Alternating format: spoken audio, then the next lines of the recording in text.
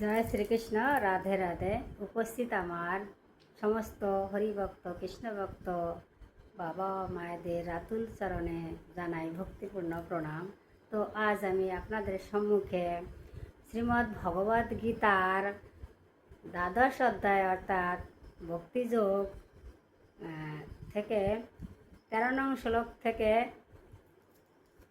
20 নং শ্লোক পর্যন্ত পাঠ করে শোনাব। তো এই অংশে অর্থাৎ শ্রীমদ্ ভগবত অংশের শেষ অংশ, এটা আমি আগে এক অধ্যায় দিয়েছি, এর আগের অংশ আমি দিয়েছি। এখন আমি শ্রীমদ্ ভগবদ গীতার শেষ অংশ আমি আলোচনা করছি। তো এই অংশে আমরা জানতে পারবো যে ভগবানের প্রিয় ভক্ত কাকে বলে। তা আসুন শুরু করা যাক। আর ভুল ত্রুটি মার্জনা করবেন।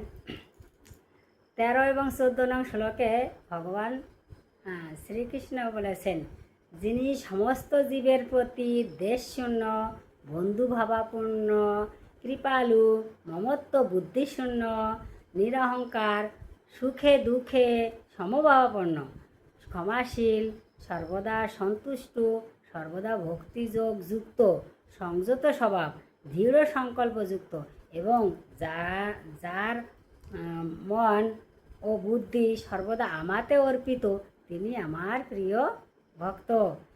কী বলছে যে, আমি একটু ভেঙে বলি যে যিনি সমস্ত জীবের প্রতি দেশশূন্য, মানে যিনি যে ভক্ত সবার প্রতি মানে কি বলবো, দেশশূন্য মানে হিংসা নিন্দা বা অহংকার থাকে না, সবার প্রতি সমভাবাপন্ন, বন্ধুভাবাপন্ন সবাই, এবং বন্ধুভাবাপন্ন মানে সবাইকে বন্ধু বন্ধু ভাব, আর কৃপালু সবার প্রতি কৃপালু, দয়া করা আর কি। মমত্ব বুদ্ধিশূন্য, এখানে মমত্ব বুদ্ধিশূন্য বলতে একটু কেমন শোনা যাচ্ছে যে মমতা মায়া মমতা না থাকলে মানে সে কেমন সাধু বা কেমন ভক্ত, কিন্তু তা না বন্ধুগণ। এই মমত্ব বুদ্ধিশূন্য কখন হতে হবে? যখন কেউ অন্যায় অত্যাচার করবে তখন তার শাস্তি নিশ্চয়ই দিতে হবে, তাই না? এখন আমরা যে মায়ের খাতারে বলি যে কেউ অন্যায় করে, চুরি ডাকাতি করে কিংবা অন্যায় কোনো অপরাধ করে থাকে, তাহলে তাকে যদি আমরা শাস্তি না দেই মায়ের খাতারে, যে ওকে যদি পিটানো হয় তাহলে তো ব্যথা পাবে, যদি একটু কটু কথা বলি তাও অন্তরে আঘাত পাবে, সেই ক্ষেত্রে কিন্তু মমতা শূন্য হতে হবে। তাই মমত্ব বুদ্ধিশূন্য হতে হবে, তখন তার আর কি উপযুক্ত শাস্তি তাকে দিতে হবে, তখন মায়া করলে চলবে না।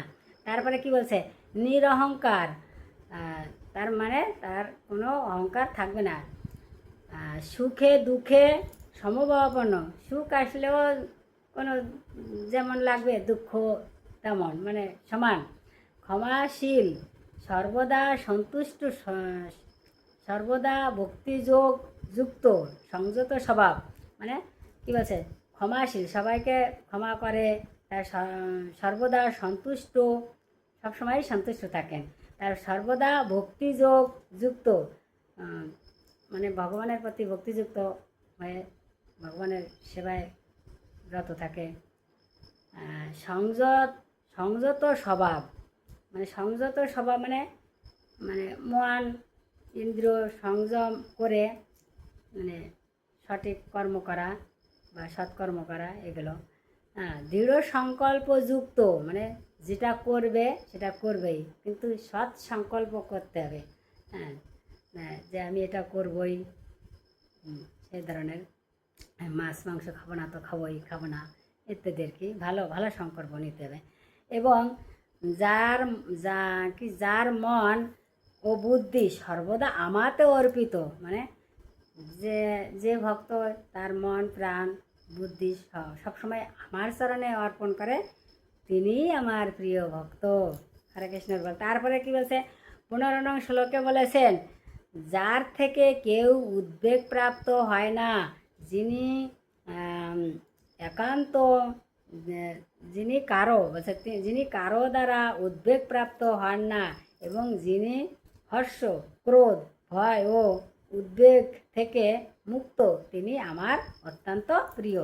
কি বলেছেন যে যার থেকে কেউ উদ্বেগ প্রাপ্ত হয় না, মানে উদ্বেগ প্রাপ্ত মানে এখানে কি বলবো যে দুশ্চিন্তা যিনি না করেন, যিনি যিনি যিনি কারো দ্বারা উদ্বেগ উদ্বেগপ্রাপ্ত হন না, মানে এই যে উদ্বেগপ্রাপ্ত মানে এখানে যার থেকে কেউ উদ্বেগপ্রাপ্ত হন না, উদ্বেগ কথাটার হচ্ছে দুশ্চিন্তা, মানে এই যে যেমন মনে করো যদি কেউ পরীক্ষা দিয়ে আসে ছাত্ররা যে হায় আমি কি পরীক্ষায় পাশ করব না না করব, এটা দুশ্চিন্তার মধ্যে থাকে। আবার এই যে আমাদের এখনকার কথা বলছি, এই যে অন্নপূর্ণা ভাণ্ডারের জন্য অনেকে আবেদন আমরা দিয়েছি, কিন্তু অনেকের টাকা ঢুকেছে আবার অনেকের টাকা ঢুকেনি, তাই দুশ্চিন্তার মধ্যে আমরা আছি যে আমাদের কি টাকা ঢুকবে না ঢুকবে না, এইগুলো উদ্বেগ, হ্যাঁ এইটা দুশ্চিন্তা।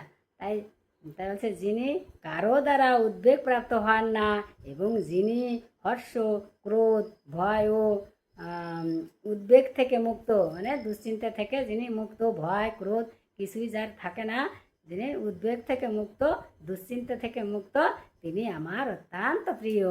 হরে কৃষ্ণের বল। তারপরে কি বলছেন 17 নং শ্লোকে বলেছেন যিনি প্রিয় বস্তুর প্রাপ্তিতে হৃষ্ট হন না, মানে আনন্দ পান না, যিনি প্রাপ্ত বস্তু যেটা পেয়ে আনন্দ পান না, যেটা প্রাপ্ত বস্তুতে ইষ্ট হন না বা আনন্দ হন না, এবং অপ্রিয় বস্তুর প্রাপ্তিতে দ্বেষ করেন না, মানে দুঃখ করেন না বা হিংসা করেন না, যিনি বিয়োগ শোক করেন না, অপ্রাপ্ত ইষ্ট বস্তুর আকাঙ্ক্ষা করেন না, এবং শুভ অশুভ সমস্ত বিষয় পরিত্যাগ করেন, এবং যিনি ভক্তিযুক্ত তিনি আমার প্রিয় ভক্ত।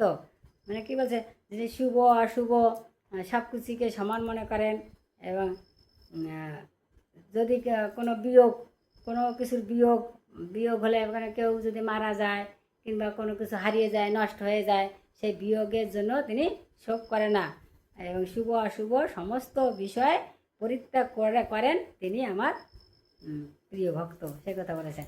তারপরে কি বলছে 18 এবং 19 নং শ্লোকে বলেছেন যিনি শত্রু ও মিত্রের প্রতি সমবুদ্ধি সম্পন্ন, যিনি সম্মানে ও অপমানে, শীতে ও গরমে, সুখে ও দুঃখে এবং নিন্দা ও স্তুতিতে সমভাবাপন্ন, যিনি কুসঙ্গ বর্জিত, সংযত বাক, যৎকিঞ্চিত লাভে সন্তুষ্ট, গৃহ আসক্তি শূন্য, এবং যিনি স্থির বুদ্ধি ও আমার প্রেমময়ী সেবায় যুক্ত, সেই রকম ব্যক্তি আমার অত্যন্ত প্রিয়। হ্যাঁ কী বলেছেন, যিনি শত্রু ও মিত্রের প্রতি সমবুদ্ধি সম্পন্ন, মানে শত্রু আর মিত্রকে সমান মনে করেন। তারপরে কি বলছে দুঃখে এবং নিন্দা ও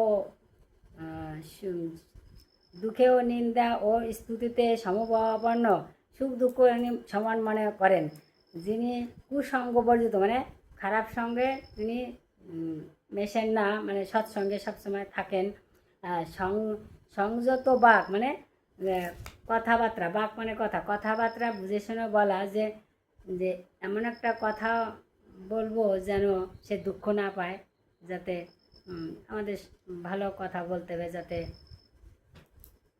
কেউ দুঃখ না পায়, সে ধরনের সংযত বাক, যৎকিঞ্চিত লাভে সন্তুষ্ট, মানে অল্পতে যিনি সন্তুষ্ট, হ্যাঁ, এবং আর কি বলছে যে প্রেমময়ী সেবায় যুক্ত, ভগবানের প্রেমময়ী সেবায় যুক্ত, সেই রকম ব্যক্তি আমার অত্যন্ত প্রিয়।